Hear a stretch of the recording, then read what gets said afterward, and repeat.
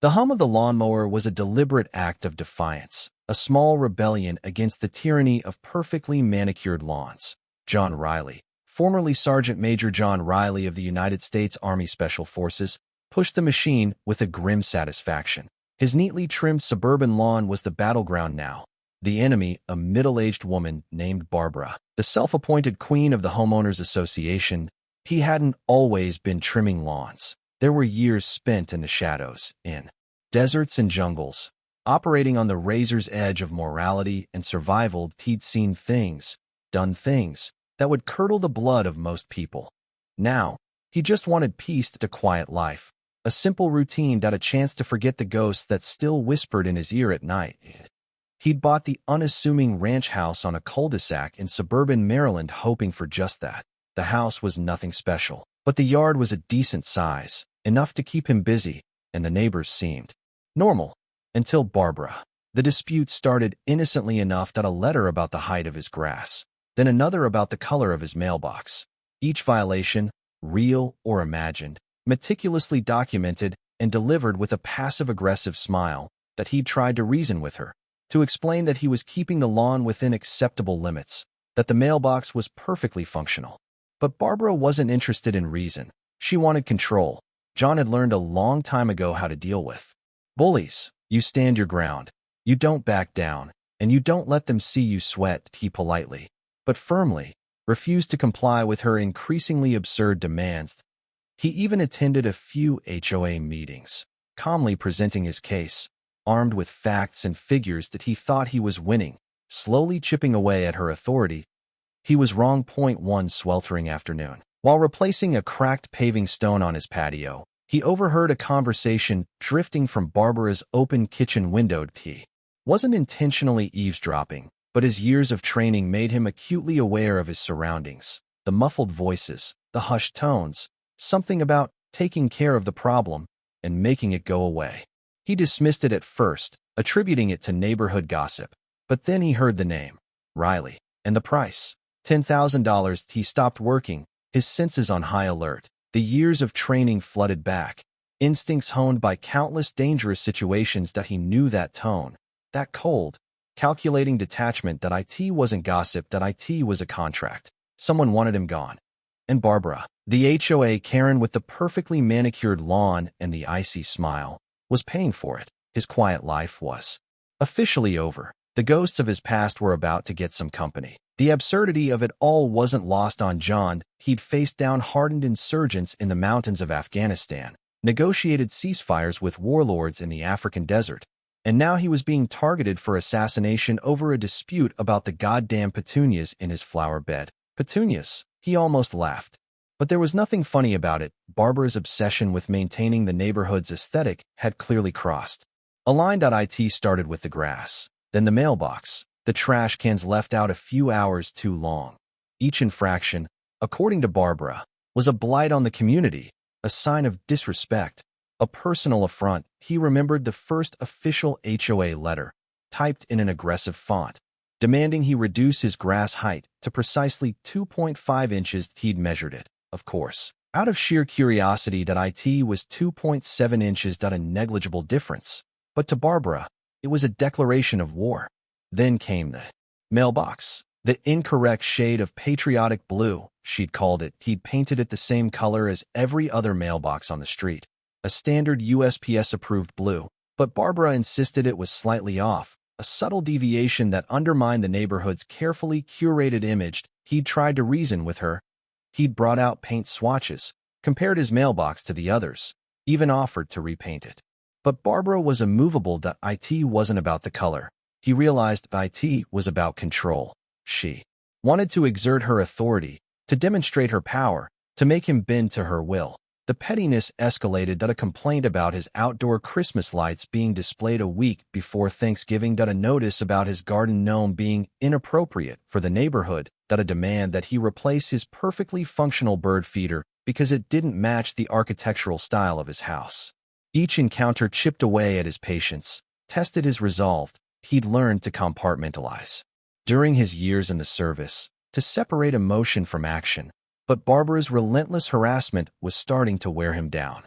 He found himself increasingly irritable, short-tempered. Unable to relax, he'd even started having nightmares again. Vivid flashbacks to his time in the war zones, images of violence and loss. The peace he so desperately craved was slipping away, replaced by the familiar tension of impending conflict. He knew he had to do something. He couldn't let Barbara drive him out of his home. Couldn't let her win that he'd faced down far worse adversaries. And he wasn't about to be defeated by a suburban tyrant. With a penchant for perfectly manicured lawns, the game had changed. What had started as a ridiculous property dispute was now a matter of survival. Barbara's descent into madness wasn't a sudden plunge. It was a gradual erosion of sanity, fueled by unchecked power and a desperate need to control her environment. The HOA was her kingdom, and John Riley was a rebellious peasant daring to challenge her reign. The late-night phone call started subtly, just a few rings, and then silence. Caller ID. Blocked, of course. Then came the anonymous letters, filled with veiled threats and personal insults, slipped into his mailbox under the cover of darkness. He suspected Barbara was enlisting the help of other disgruntled neighbors, forming a small army of suburban busybodies. One morning, he found his car tires slashed. He didn't report it to the police that he knew they wouldn't take it seriously. Just another case of petty vandalism. But he also knew it was Barbara, escalating her campaign of harassment. He installed security cameras around his property, hidden but effective, capturing every movement, every shadow. He started noticing her watching him, too, from her window, from her car as he walked his dog, her eyes following his every move. It wasn't just annoyance. It was something darker, something bordering on obsession. That he could see the simmering rage in her eyes, the barely suppressed desire to lash out. He even caught her tampering with his garden one night, pulling up his prize, winning roses, tearing apart his vegetable garden. But he confronted her, calmly but firmly, telling her to leave his property. She denied everything, of course, feigning innocence, but he saw the flicker of triumph in her eyes. She was enjoying this, reveling in his discomfort. The HOA meetings became unbearable. Barbara would use every opportunity to publicly humiliate him, nitpicking his every action, twisting his words, painting him as a troublemaker, a threat to the community. Other neighbors, intimidated by her power, would nod in agreement, adding their own petty grievances. He started avoiding the meetings, realizing they were just a platform for Barbara's personal vendetta. He tried to ignore her, to focus on his own life, but her presence was a constant shadow, a dark cloud hanging over his head. He knew she was capable of anything. He saw the unhinged look in her eyes, the desperation in her actions. She was losing control, and that made her even more dangerous. He started carrying a weapon again, a habit he'd thought he'd left behind in the war zones. He hated it, but he knew he had no choice. He had to protect himself. He had to be ready for whatever Barbara was planning. He just didn't know how far she was willing to go. He was about to find out. The conversation he'd overheard that afternoon replayed in his mind, a broken record of paranoia and malice. He needed to confirm it, to be absolutely certain before he took any drastic action. His training screamed at him to go on the offensive, to eliminate the threat before it materialized. But he hesitated. He wasn't in the mountains anymore. He was in suburbia, where due process and evidence mattered. He started analyzing the security camera footage, meticulously reviewing hours of recordings, searching for any clue, any connection between Barbara and a potential hitman. That he saw nothing obvious. Just Barbara going about her daily routine, tending to her perfect lawn, gossiping with her neighbors. But he knew she was hiding something. He decided to broaden his investigation, discreetly questioning the neighbors, casually mentioning the recent vandalism, gauging their reactions. Most were dismissive, attributing it to teenage mischief, but a few seemed nervous, uncomfortable, as if they knew more than they were letting on. Mrs. Henderson, the elderly woman who lived across the street, seemed particularly uneasy. She stammered and avoided eye contact, quickly ending the conversation with a flimsy excuse. He sensed she was afraid, intimidated by Barbara's influence. He decided to pay her another visit, this time under the guise of offering help with her groceries. As he carried the bags into her kitchen, he noticed a crumpled piece of paper in the trash. He waited until she was out of the room, then retrieved it. It was a torn piece of a business card, with a partial phone number and the name Victor scrawled on it. He recognized the area code. It was from out of state, a place known for its unconventional services. His suspicions solidified that he ran the partial number through a reverse lookup, finding a match with a known associate of organized crime. The name Victor now had a face, a file photo of a man with cold eyes and a ruthless reputation. He had his confirmation. Barbara had hired a hitman. Realization hit him like a punch to the gut. He wasn't dealing with a petty HOA dispute anymore. He was in a life-or-death situation that he had to act. And he had to act fast. He started preparing. Mentally and physically, he sharpened his skills, honed his reflexes, revisiting the training he'd thought he'd left behind. He was no longer John Riley, the suburban homeowner. He was Sergeant Major John Riley, the Special Forces operative, ready to engage the enemy. He knew Barbara wouldn't expect him to fight back. She saw him as a nuisance, an obstacle to be removed. She had no idea who she was dealing with. She had awakened a sleeping giant, and she was about to pay the price. Victor the cleaner, Costas, wasn't a monster. Not entirely. He had a code, a twisted sense of honor that guided his actions. He took the jobs others wouldn't, the ones that required a certain discretion. He considered himself a professional, providing a service, albeit a morally questionable one. That he'd seen it all in his line of work: jealous spouses, disgruntled business partners, vengeful family members. He rarely judged his clients, focusing instead on the task at hand. That he was a tool, a means to an end. That he kept his emotions detached, his personal life separate. He lived a simple life, in a small apartment above a laundromat in a rundown neighborhood. He had no family, no friends, no attachments. His only companions were his weapons, meticulously cleaned and maintained, each a reflection of his deadly precision. When Barbara contacted him, he was initially hesitant. The job seemed unnecessary. A petty dispute over property lines. It was beneath him, but the money was good, and Barbara was insistent, bordering on hysterical. He sensed a deep-seated rage simmering beneath her polished exterior. He'd done his research. Of course, he always did. He knew about John Riley's military background, his special forces training. That made the job more challenging, more interesting. That he wasn't afraid. He'd faced tougher opponents. Before that, he'd flown into Maryland a few days earlier, rented a nondescript car, and started observing Riley. He studied his routines, his habits, his vulnerabilities. He was impressed by Riley's discipline, his awareness that he was clearly a professional, someone who knew how to handle himself. He'd planned a simple hit, clean and efficient. A drive-by shooting, a quick and painless end. But Riley was proving to be a difficult target. He was always alert, always watching his surroundings. Victor had to adjust his strategy. He considered a more personal approach, a face-to-face encounter. He could pose as a salesman, a delivery driver, anything to get close to Riley. But he knew Riley would see through his disguise. That he was too experienced, too perceptive. He started to question Barbara's motives. Was this really about a property dispute? Or was there something more, something she wasn't telling him? He sensed she was hiding something, something dark and dangerous. He decided to confront her, to demand the full truth. He needed to know what he was getting into. He wasn't just a hired gun. He was a professional.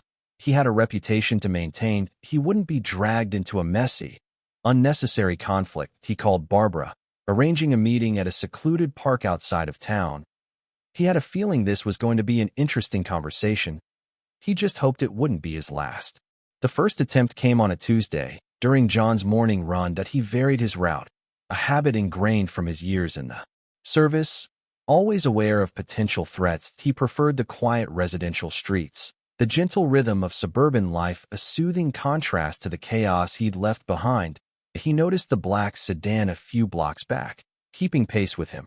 The tinted windows made it impossible to see inside, but his instincts screamed danger. That he altered his pace, testing the driver. The sedan mirrored his movements. Maintaining a constant distance, he veered off his usual route, cutting through a narrow alleyway, hoping to lose the tail. But the sedan followed, its tires squealing as it navigated the tight turn. He knew then it wasn't just a coincidence. He was being hunted. He broke into a sprint, his lungs burning, his muscles straining. He hadn't run this hard in years, but the adrenaline coursing through his veins pushed him forward. He needed to get off the street, to find cover, to assess the situation. He spotted a construction site ahead, A partially built house with scaffolding and piles of lumber that it was his only option that he darted through the opening in the fence, disappearing into the maze of unfinished walls and exposed wiring. The sedan screeched to a halt at the entrance to the construction site. Two men emerged, their faces hidden behind ski masks, weapons drawn. They moved with a practiced efficiency, scanning the area, their eyes cold and calculating. John was hidden behind a stack of drywall, his heart pounding in his chest. He could take them both, easily. But he hesitated. He didn't want to kill them. Not if he could avoid it. He wanted answers. He waited for them to get closer, then burst from his hiding place, disarming the first man with a swift kick to the wrist, sending his weapon flying. That he spun around, delivering a brutal elbow strike to the second man's face, knocking him to the ground. He pinned the first man against the wall, his forearm pressing against his throat. "Who sent you?" he growled, his voice low and menacing. The man struggled, gasping for air, but refused to answer. Before John could press him further, the second man recovered, lunging at him with a knife. John dodged the attack, grabbing the man's wrist, twisting it until he dropped the weapon. He then delivered a sharp kick to the man's sternum, sending him sprawling backwards. He turned his attention back to the first man, tightening his grip. "Tell me who sent you, or I'll break your neck." The man finally relented, his voice a strangled whisper. Barbara sent us." John released him, stepping back in disgust. He already knew the answer, but hearing it confirmed solidified his resolve. This wasn't just a game anymore.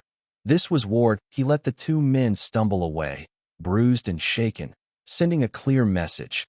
He wasn't an easy target, and he was coming for Barbara. John knew he couldn't go to the police, that he had no concrete evidence, just the word of two thugs who would likely deny everything.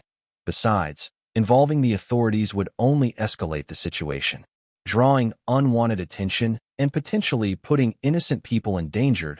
He had to handle this himself, quietly and efficiently. He spent the next few hours meticulously planning his next move. That he needed to understand Barbara's network, to identify everyone involved in her scheme. That he started by analyzing her financial records, searching for any unusual transactions, any payments that could be linked to Victor or his associates. That he hacked into her bank account, a skill he'd honed during his years in the service. He found a series of large cash withdrawals, disguised as home improvement expenses. He traced the transactions to a burner phone Barbara had purchased specifically for contacting Victor. He now had direct evidence linking Barbara to the hitman. But he needed more. He needed to understand her motives, to uncover the full extent of her madness. That he decided to confront her, to force her to reveal the truth. That he waited until nightfall, then approached her house, moving silently. Through the shadows, he disabled her security system. A simple task for someone with his training. He wanted to catch her off guard, to strip away her carefully constructed facade. He let himself in through the back door, his senses on high alert. The house was quiet. Eerily, so he moved through the rooms, his footsteps muffled on the plush carpet. He found Barbara in her study, working on her computer. Oblivious to his presence, he stood in the doorway, watching her for a moment, his face a mask of grim determination. Then he spoke, his voice a low growl. "Barbara." She jumped, startled, spinning around in her chair. Her eyes widened in fear as she recognized him. "John, what are you doing here? You're trespassing." "I know about Victor," he said, his voice unwavering. "I know you hired him to kill me." Barbara's face paled. She tried to deny it, to feign innocence, but her eyes betrayed her. I don't know what you're talking about." "Don't lie to me, Barbara," John said, stepping closer. "I have proof that I know about the phone, the cash withdrawals. That I know everything." Barbara's composure crumbled. She burst into tears, confessing everything. She admitted to hiring Victor, to orchestrating the attack, to wanting him gone. She claimed she was afraid of him, that he was a threat to the community. John listened patiently, his expression unreadable. He didn't believe her excuses. He knew she was motivated by something darker, something more sinister. "Why, Barbara?" he asked, his voice barely a whisper. "Why did you do this?" Barbara hesitated, then revealed the truth. She was jealous of him. She envied his quiet strength, his unwavering resolve. She saw him as a challenge to her authority, a threat to her control. She wanted to break him, to humiliate him, to destroy him. John stared at her in disbelief. Struggling to comprehend her twisted logic, he realized then that she was truly insane, beyond reason, beyond redemption. He knew he couldn't leave her alone, that she would continue to pose a threat to him and to others. He had to stop her, once and for all. As John stood in Barbara's study, listening to her tearful confession, a sudden alarm blared through the house. Barbara looked up, her eyes wide with panic. "Oh my God," she whispered. "It's him. He's here." John's instincts took over. He grabbed Barbara, pulling her behind him, scanning the room for a weapon. He knew Victor wouldn't be alone. He would have backup, professionals who wouldn't hesitate to kill. He heard the sound of breaking glass, followed by the heavy thud of footsteps. They were inside. He had to get Barbara out of the house, to a safe location where he could assess the situation and plan his next move. He led Barbara through the back door, into the darkness of the backyard. He knew every inch of this property, every hiding place, every escape route. He moved quickly and silently, guiding Barbara through the shadows. They reached the back fence, a 6-foot wooden structure that separated his property from the neighboring woods. He boosted Barbara over the fence, then followed, landing silently on the other side. They ran through the woods, the branches whipping at their faces, the undergrowth snagging at their feet. John kept a close watch behind them, listening for any sign of pursuit. That he knew Victor wouldn't give up easily. They reached a clearing, a small patch of open ground where John had built a hidden shelter, a bug-out location stocked with supplies and weapons. It was a precaution he'd taken when he first moved into the neighborhood, a relic from his past life. He led Barbara inside the shelter, a small, windowless structure built into the side of a hill, camouflaged with leaves and branches. It was cramped and uncomfortable, but it was safe, at least for now. He secured the door, then turned to Barbara, his expression grim. "What did you tell him?" he demanded. "Why is he here now?" Barbara shook her head, her eyes filled with fear. "I didn't tell him anything," she sobbed. "I swear, I don't know why he's here." John didn't believe her. He knew she was lying. He suspected she had panicked, contacted Victor, and told him everything. She had betrayed him, putting them both in danger. He pulled out his phone, checking for a signal. Nothing. Victor had likely jammed the communications, cutting them off from the outside world. They were on their own. He knew he had to act quickly. Victor wouldn't wait. He would be searching the woods, closing in on their location. He had to prepare for a fight. He opened a hidden compartment in the shelter, revealing a cache of weapons, a rifle, a handgun, a knife. He checked the ammunition, ensuring everything was in working order. He was ready for war. He looked at Barbara, her face pale and drawn, her eyes filled with terror. He knew she was a liability, a burden he couldn't afford to carry, but he couldn't leave her behind. Not yet. He handed her a knife, a small but deadly weapon. "You need to be ready to defend yourself," he said, his voice cold and hard. "He's not going to show any mercy." Barbara took the knife, her hand trembling. She looked at John, her eyes filled with a mixture of fear and desperation. She knew she was in over her head, that she had unleashed a force she couldn't control. She had made a terrible mistake, and now she was paying the price. Inside the cramped shelter, John moved with a quiet purpose, setting up tripwires and motion sensors around the perimeter. He knew Victor would be methodical, sweeping the area for any sign of their presence. He needed to create a distraction. To throw him off balance, he used his radio to transmit a series of coded messages, broadcasting on a frequency he knew Victor was likely monitoring. The messages were designed to create confusion, suggesting they were heading in the opposite direction, towards the highway. He then left a trail of false clues, discarded items from the shelter, strategically placed to mislead Victor and his team, that he wanted them to believe they were dealing with amateurs, someone who was panicking and making mistakes. He knew Victor wouldn't fall for it completely, but it might buy them some time, give them a slight advantage. The most important thing was to control the narrative, to dictate the terms of the engagement. He turned his attention to Barbara, who was huddled in a corner, shivering uncontrollably. That he knew she was a liability, but he couldn't just abandon her. That he needed her. At least for now. He interrogated her, pressing her for information about Victor, his methods, his weaknesses. She revealed what little she knew, mostly gossip and rumors she'd picked up during her brief interactions with him. He learned that Victor was meticulous, a planner, someone who relied on information and preparation. He hated surprises, hated being caught off guard. That was his weakness. John decided to exploit that weakness. He would turn the tables on Victor, making him the hunted, not the hunter. He would use his skills to create an environment of uncertainty and fear to make him question everything that he started by sabotaging Victor's communications, using his knowledge of radio frequencies and encryption codes to disrupt his transmissions, sowing discord among his team. He then began leaving subtle messages for Victor, cryptic warnings that hinted at his knowledge of his past, his secrets, his vulnerabilities. He wanted to get inside his head, to make him doubt himself, to make him paranoid. He knew it was a risky strategy, that it could backfire and provoke Victor into a more aggressive attack. But he had no choice. He had to take the initiative, to force Victor to react, to make mistakes. He watched Barbara, her eyes wide with fear, her body trembling. He knew she was terrified, but he also sensed a flicker of admiration, a grudging respect for his skills, his determination. He had transformed from a quiet suburban neighbor into a ruthless warrior, a force to be reckoned with. He had awakened a sleeping giant, and now Barbara was caught in the crossfire. She knew she had made a terrible mistake, and she was about to pay the ultimate price. Victor stood in the pre-dawn darkness, the chills seeping into his bones. The woods were silent, except for the rustling of leaves and the distant hoot of an owl. He should have felt in control, confident in his abilities. Instead, a knot of unease tightened in his stomach. The coded messages were unsettling.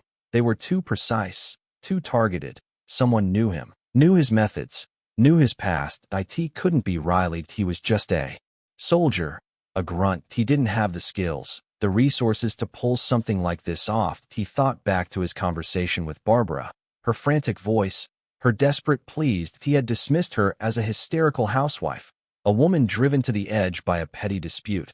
But now he wondered if he had underestimated her. That he flashed back to his childhood, growing up in the slums of Bucharest, watching his mother struggle to survive, forced to make impossible choices. He had vowed to protect her, to provide for her, but he had failed. He had been too young, too weak. He remembered the day she died, the look of disappointment in her eyes, the unspoken accusation. He had carried that guilt with him ever since, a constant reminder of his failure. He had become a killer, a cleaner, to escape that guilt, to prove his strength, to control his destiny.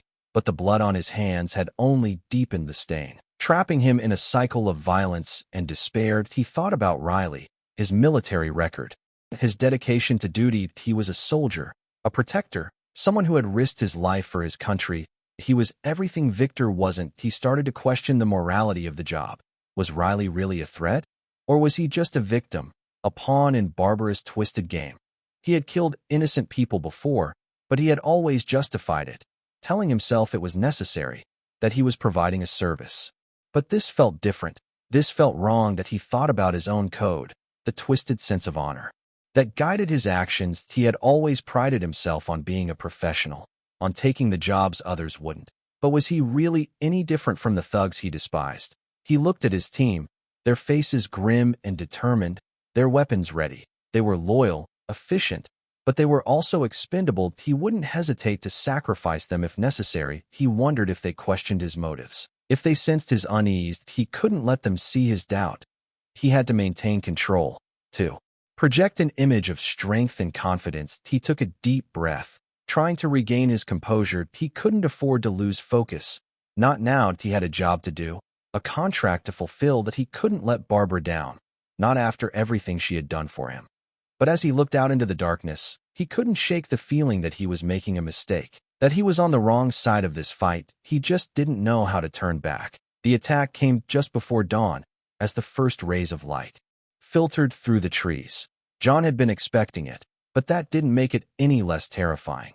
Victor had learned from his mistakes. This time, he wasn't sending in amateurs. The perimeter alarms sounded, a cacophony of electronic shrieks that shattered the morning silence. John grabbed his rifle, checking the magazine, his movements precise and efficient.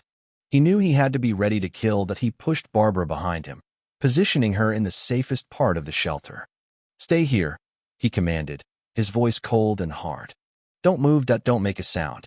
He moved to the entrance, peering through the narrow slit in the door. He saw them, 3 figures moving silently through the trees, their faces obscured by shadows, their weapons raised. They were professionals, trained killers. He took a deep breath, focusing his mind, shutting out the fear. He had faced worse odds before. He could do this. He waited until they were within range, then opened fire, unleashing a hail of bullets that tore through the trees. Point two of the figures went down. Immediately, their bodies crumpling to the ground. The third figure dove for cover, disappearing behind a large oak tree. John knew he couldn't stay in the shelter. It was a death trap. He had to move, to flank them, to take them by surprise. He grabbed his knife, slipping silently out of the shelter. Moving like a shadow through the trees, he circled around to the back of the oak tree. Catching the remaining figure off guard, he lunged forward, grabbing him from behind, slamming him against the tree. The figure struggled, trying to break free, but John was too strong that he wrapped his arm around his neck, applying pressure, cutting off his air supply. The figure gasped for breath, his body convulsing. John hesitated. He didn't want to kill him, but he had no choice. That it was him or them. He tightened his grip, squeezing the life out of him. As the figure went limp, John released him, letting his body slump to the ground. He felt a pang of guilt, a flicker of remorse. He had taken a life, something he had tried so hard to avoid. He knew he had crossed a line, that he could never go back to his peaceful suburban life. He was a killer now. Just like Victor, he heard a noise behind him, the sound of footsteps approaching. He spun around, his knife raised, ready to strike. He saw Victor, standing in the trees, his face a mask of grim determination. They stared at each other for a long moment, neither of them moving, neither of them speaking. John could see the conflict in Victor's eyes, the doubt, the uncertainty. He knew Victor was questioning his choices, questioning his loyalty to Barbara. Victor lowered his weapon, a gesture of surrender. "This doesn't have to end like this," he said, his voice low and gravelly. "We can walk away. We can forget this ever happened." John hesitated. He wanted to believe him, but he couldn't trust him. He knew Victor was still a threat, that he would never give up. "It's too late for that," John said, his voice cold and hard. "This ends now." As John and Victor faced off, a sudden scream pierced the air. It was Barbara. She had seen the dead bodies, the blood, the violence, and she had finally snapped. She bolted from the shelter, running blindly through the trees, her eyes wide with terror. She didn't care where she was going. She just wanted to escape, to get away from the horror she had unleashed. John cursed under his breath.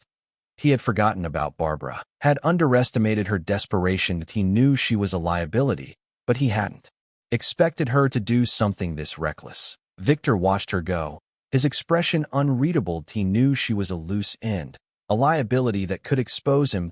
He had to decide what to do. Quickly, he turned back to John, his eyes filled with a cold determination. "This changes things," he said, his voice hard. "I can't let her go." John knew what he meant. Victor had to eliminate Barbara, to silence her, to protect himself. That he couldn't let that happen. He wouldn't let her become another victim. "She's not your problem," John said, his voice unwavering. "She's mine." Victor shook his head. "You don't understand," he said. "She knows too much. She can't be allowed to live." John stepped forward, his knife raised. "Then you'll have to go through me," he said, his voice a low growl. Victor hesitated. He didn't want to fight John. That he respected him, admired his skills, but he had no choice. He had to protect himself, to protect his reputation. That he raised his weapon, aiming it at John's chest. "I'm sorry it has to be this way," he said, his voice filled with regret. As they prepared to fight, a new element was introduced. Barbara, realizing she was being pursued, desperately tried to contact the authorities using her cell phone. She managed to get a weak signal and dial 911, but before she could provide her location, the call was cut short. The sound of approaching sirens filled the air. Barbara had unknowingly summoned the cavalry, but she had also put herself in even greater danger. Victor knew he had to act quickly. He couldn't let the police get involved. That it would ruin everything. He turned his attention to Barbara, his eyes filled with a cold determination. John saw the shift in his focus and knew what he was planning. That he lunged forward, tackling Victor to the ground, preventing him from reaching Barbara. They grappled on the forest floor, trading blows, their bodies slick with sweat and blood. John fought with a ferocity he didn't know he possessed. driven by a primal urge to protect Barbara, to save her from herself. Victor fought back with equal intensity. His movements precise and efficient, his strikes deadly. He was a professional, a killer, and he wouldn't hesitate to do whatever it took to survive. That as the sirens grew louder, John knew he had to end this quickly. He couldn't let Victor escape. Not with Barbara's life on the line. That he had to make a choice that would change everything. John, fueled by adrenaline and a desperate need to protect Barbara, managed to gain the upper hand in the fight. He pinned Victor to the ground, his knife pressed against his throat. "It's over, Victor," John said, his voice strained but firm. "The police are coming. There's no way out." Victor stared up at him, his eyes filled with a mixture of anger and resignation. That he knew John was right. The game was up. "Why are you doing this?" Victor asked, his voice barely a whisper. "Why are you protecting her? She hired me to kill you." "She's a victim too," John said, his grip tightening on the knife. "She's lost her way. She needs help." Victor scoffed. "Help? She's insane. She'll never change." "Maybe not," John said, "but she deserves a chance that we all do." He paused, taking a deep breath. "There's a way out of this, Victor," he said, his voice softening. "A way for you to redeem yourself." Victor looked at him, his eyes filled with disbelief. "Redeem myself? What are you talking about?" "Help me expose Barbara," John said. "Help me bring her to justice. Tell the police everything. Tell them what she did, why she did it. Help me save her from herself." Victor hesitated. He had never betrayed a client before. It was against his code. But he was starting to question that code, to wonder if it was worth anything. That he looked at John, at his unwavering determination, his unwavering belief in justice. He saw something in him that he had lost long ago: hope. "Why would I do that?" Victor asked, his voice filled with suspicion. "What's in it for me?" "Freedom," John said. "A chance to start over. A chance to leave this life behind." He paused, letting his words sink in. "I can't promise you immunity," he said. "You'll have to face the consequences of your actions.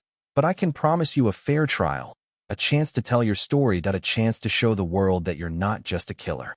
Victor thought about his past, about his mother, about all the lives he had taken. He had always believed he was beyond redemption, that he was destined to die a killer. But now, for the first time, he saw a glimmer of hope, a chance to escape the darkness that had consumed him for so long. That he looked at John, his eyes filled with a newfound resolve. "What do you need me to do?" he asked. John smiled, a small but genuine smile. "First," he said, "we need to get Barbara to safety." The sirens were getting closer now, their wails echoing through the trees. John knew they were running out of time. That he had to make a decision that would determine the fate of all three of them. With the sirens drawing closer, John knew they were out of time for further discussion. He quickly retrieved some rope from his pack and secured Victor's hands behind his back, not wanting to fully trust him just yet. "All right, let's go," John said, helping Victor to his feet. "We need to find Barbara and get out of these woods before the police arrive. If we're lucky, we can turn this whole mess around." As they moved cautiously through the trees, John explained his plan to Victor. They would find Barbara, convince her to cooperate, and then turn themselves into the authorities. Victor would then provide a full confession, implicating Barbara in the murder-for-hire plot. Victor listened intently, his face a mask of concentration. He knew that if he went along with John's plan, he was risking everything. He was betraying Barbara, breaking his code, and facing the very real possibility of spending the rest of his life in prison.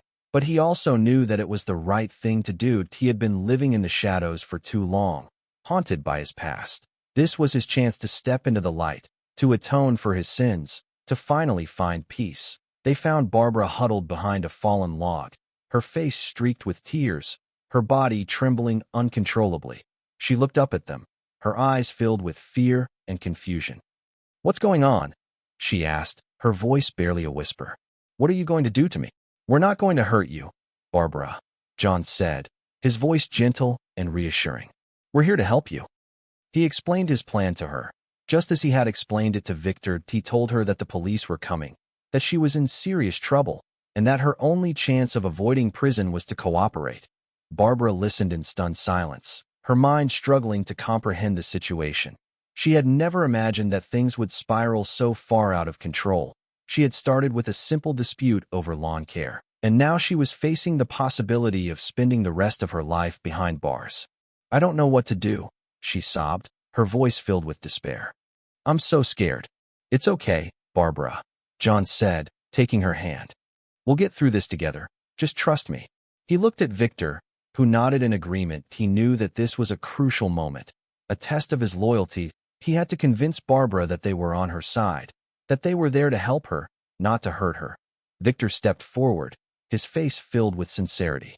"Barbara," he said, his voice surprisingly gentle. "John's right. This is your only chance. You need to trust us." He explained to her that he was willing to confess to his crimes, to tell the police everything she had done, that he promised to do everything he could to help her get a fair trial, to help her get the help she needed. Barbara looked at Victor, her eyes filled with suspicion. She had hired him to kill John, and now he was standing there, offering to help her. It didn't make any sense. But she also saw something in Victor's eyes, a glimmer of remorse, a flicker of hope. She realized that he was being sincere, that he truly wanted to help her.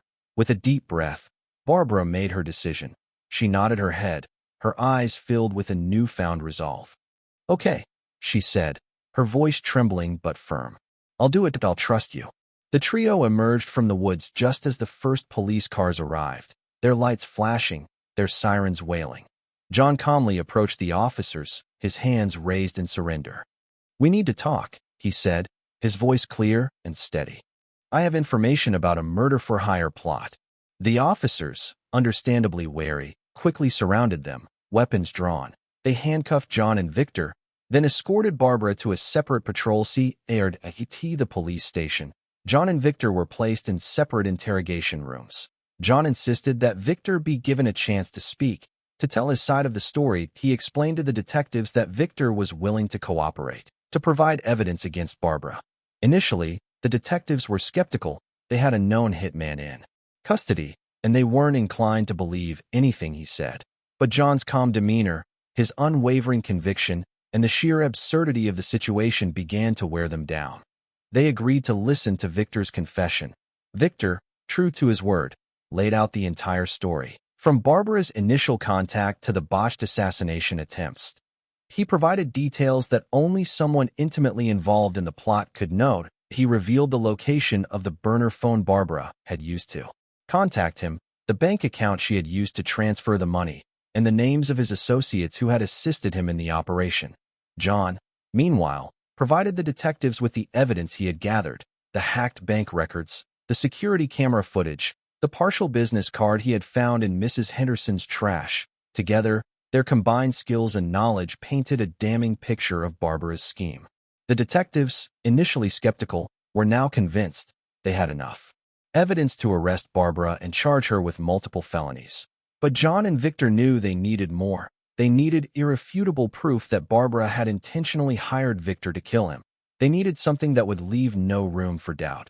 John had an idea that he knew that Barbara was obsessed with control, that she meticulously documented everything. He suspected that she had kept a record of her communications with Victor, a sort of insurance policy, in case things went wrong. He convinced the detectives to obtain a search warrant for Barbara's house, focusing specifically on her computer and her personal files. The detectives, acting on John's hunch, searched Barbara's computer and found a hidden folder containing a series of emails and text messages between Barbara and Victor. The messages were explicit, detailing the terms of the agreement, the payment schedule, and Barbara's specific instructions for eliminating John. They had their smoking gun, with the evidence in hand. The detectives confronted Barbara. She initially denied everything, but when they presented her with the emails and text messages, she broke down, confessing to everything. The case was closed. Barbara was arrested and charged with attempted murder, conspiracy, and multiple other felonies. Victor was charged with similar crimes, but his cooperation with the investigation would likely result in a reduced sentence. John, though shaken by the experience, was relieved that it was finally over. He had survived a murder attempt, exposed a dangerous criminal, and found an unlikely ally in the process. He just hoped he could find a way to put his life back together, to find some peace in the aftermath of the storm. But the story wasn't over. Barbara sat in her jail cell, awaiting arraignment. Her mind raced. She couldn't believe that she had been outsmarted, outmaneuvered by John and Victor. She had always considered herself to be intelligent, resourceful, in control. But now, she was facing the very real possibility of spending the rest of her life in prison. She couldn't let that happen. She wouldn't let that happen. She knew that John and Victor were the key to her downfall. If they testified against her, she was finished. She had to silence them permanently. She hatched a plan, a desperate, reckless plan that could either save her or destroy her completely. She contacted her lawyer, a sleazy, ambulance-chasing attorney named Barry, and convinced him to smuggle a cell phone into her cell. She told him that she needed to make a few important calls, that her life depended on it. Barry, motivated by greed and a twisted sense of loyalty, agreed to help her. He slipped the phone into her hand during a brief meeting, warning her to be careful. Barbara wasted no time. She used the phone to contact a former associate, a low-level criminal she had met during her brief foray into the world of organized crime. She offered him a large sum of money to eliminate John and Victor. The associate, eager to earn some quick cash, agreed to take the job. He assembled a team of thugs and began making plans to attack John and Victor. Meanwhile, John and Victor were released from police custody, pending trial.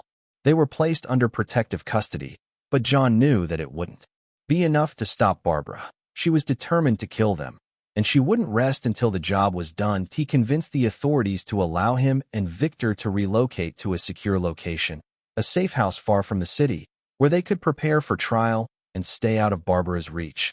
The safe house was a remote cabin in the mountains, surrounded by dense forest. It was heavily fortified, equipped with alarms, security cameras, and a state-of-the-art security system. John knew that Barbara's associate would eventually find them. It was only a matter of time. That he had to be ready. He spent his days training Victor, teaching him self-defense techniques, showing him how to use a weapon. He knew that Victor wasn't a soldier, but he had to be able to protect himself. He also spent his time gathering intelligence, monitoring Barbara's communications, trying to anticipate her next move. He knew that she was desperate, that she was capable of anything. One night, as a storm raged outside, the alarms sounded. John and Victor grabbed their weapons, their hearts pounding in their chests. They knew that Barbara's associate had finally found them. They were ready for a fight. They had come too far to give up now.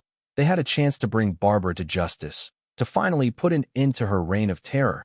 They wouldn't let her take that away from them. The attack was swift and brutal. Barbara's associate, a hulking brute named Rocco, led his team of thugs through the forest, their faces grim, their weapons ready. They disabled the perimeter alarms with ease, using a combination of brute force and technical expertise. They had been hired to kill, and they wouldn't let anything stand in their way. John and Victor were ready. They had anticipated this attack, and they had prepared accordingly. They positioned themselves strategically throughout the cabin, using their skills and training to their advantage. The thugs stormed the cabin. John and Victor opened fire, unleashing a hail of bullets that sent them scrambling for cover. A fierce firefight ensued, the cabin echoing with the sounds of gunfire and explosions. John moved with a quiet precision, taking down the thugs one by one. He used his knowledge of close-quarters combat to disarm them, to incapacitate them, to eliminate them as threats. Victor, surprisingly, held his own. He had learned quickly from John, and he was able to use his newfound skills to defend himself. He shot one of the thugs in the leg, sending him sprawling to the ground. As the battle raged, Rocco managed to break through the defenses and confront John face to face. He was a formidable opponent, a mountain of muscle and rage. They engaged in a brutal hand-to-hand fight, trading blows, their bodies slick with sweat and blood. John used his superior training and technique to outmaneuver Rocco, but the brute was relentless. Finally, John managed to gain the upper hand. He disarmed Rocco, then delivered a series of devastating blows that sent him crashing to the floor. As Rocco lay unconscious, John turned his attention to the remaining thugs. They were quickly overwhelmed, surrendering to John and Victor. With the battle over, John surveyed the scene. The cabin was a wreck, littered with bullet holes and broken furniture, but they had survived. They had defeated Barbara's last-ditch attempt to eliminate them. As the police arrived, sirens wailing, John knew that Barbara's reign of terror was finally over. She would be held accountable for her crimes, and she would spend the rest of her life behind bars. But what about Victor? He had helped John. He had redeemed himself. But he was still a killer. He had to face the consequences of his actions. As the police led Victor away, John looked at him. His eyes filled with gratitude and respect. He knew that Victor had made a difficult choice, a choice that would change his life forever. Whether Victor would turn himself in and face the music, or try to disappear and start anew, John knew it was Victor's choice to make. Victor simply nodded, a silent acknowledgement of their shared experience, and was led away. John never saw him again. The last thing he heard was the sound of the police car doors slamming shut, and then the sirens faded into the night. After the dust settled, after the trials and the sentencing, John found himself back in his suburban home. The house was repaired, the bullet holes patched, the broken furniture replaced. But the peace he had so desperately craved was gone, replaced by a lingering sense of unease. He tried to resume his normal life, to return to his routine that he mowed the lawn, trimmed the hedges, painted the mailbox. But everything felt different now that he couldn't shake the feeling that he was being watched. That danger lurked around every corner. He saw Barbara's face everywhere he looked, in the faces of his neighbors, in the faces of strangers. He couldn't escape her. Even though she was locked away and imprisoned, he realized that he couldn't stay there. He couldn't live in a place that held so many bad memories. He needed to start over, to find a new place to call home. That he sold his house, packed his belongings, and left Maryland behind. He didn't know where he was going, but he knew he needed to go somewhere far away, somewhere where he could finally find peace. He drove for days, crossing state lines, exploring new towns, searching for a place that felt right. He finally settled on a small town in Montana, nestled in the foothills of the Rocky Mountains. The town was quiet, remote, far from the hustle and bustle of city life. The people were friendly, welcoming, but they also respected his privacy. He bought a small cabin on the outskirts of town, surrounded by towering pine trees and snow-capped mountains. It was a simple life, but it was peaceful. He spent his days hiking in the mountains, fishing in the streams, reading books by the fire. He slowly began to heal, to put the past behind him. But he never forgot about Barbara, or about Victor. He often wondered what had become of them, what choices they had made. That he hoped that they had found some measure of peace, some measure of redemption. That he knew that he would never be the same. The experience had changed him, had hardened him, had made him more aware of the darkness that can lurk beneath the surface of the ordinary. He learned to accept that darkness, to embrace it, to use it to protect himself and those he cared about. He learned that even in the most ordinary of places, extraordinary things can happen. That he finally found the peace he had been searching for, not the peace of ignorance, but the peace of acceptance. He knew that the world was a dangerous place, but he also knew that there was beauty and goodness to be found, if you were willing to look for it. He stood on the porch of his cabin, watching the sun set over the mountains, a sense of contentment washing over him. He had survived. He had overcome, and he had found his way back to the light. The HOA Karen was gone, but the lessons she taught him would stay with him forever, and maybe, just maybe, that was worth something.